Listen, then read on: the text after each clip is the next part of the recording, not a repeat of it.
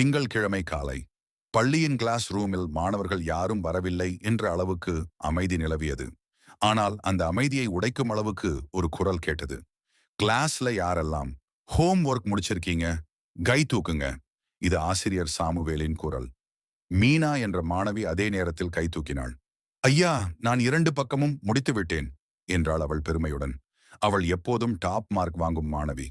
அந்த சமயத்தில் மெதுவாக எழுந்தான் கண்ணன். அவன் முகத்தில் ஒரு குற்ற உணர்வும் இல்லை. ஐயா, நானுமா முடிச்சிட்டேன். ஆனா என் பூனை என் நோட்டு சாப்பிட்டு விட்டது என்றான் பெருமிதத்துடன்.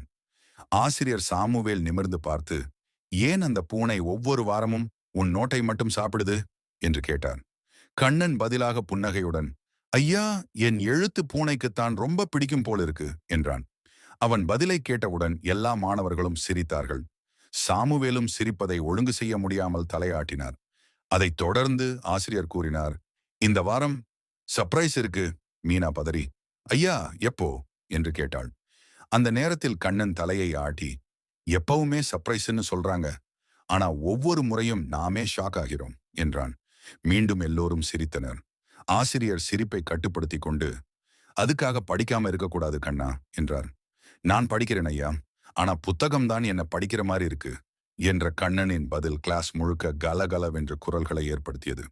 கிளாஸின் முடிவில் சாமுவேல் சார் சொல்லிக் கொண்டார், சரி, எல்லாருக்கும் மனசாட்சி ஒன்னே, சிரிச்சாலும் படிக்கணும். அந்த சமயம் கண்ணன் கை தூக்கி, சரி ஐயா, சிரிச்சுக்கிட்டே படிக்கிறேன். அதனால நாளைக்கு என் பூனைக்கு சாப்பாடு வேற தருகிறேன் என்றான். இது போன்று கதைகளை தொடர்ந்து பார்க்க சிரித்து கற்போம். சேனலை சப்ஸ்கிரைப் பண்ணுங்க, காமெண்ட் பண்ணுங்க, ஷேர் பண்ணுங்க.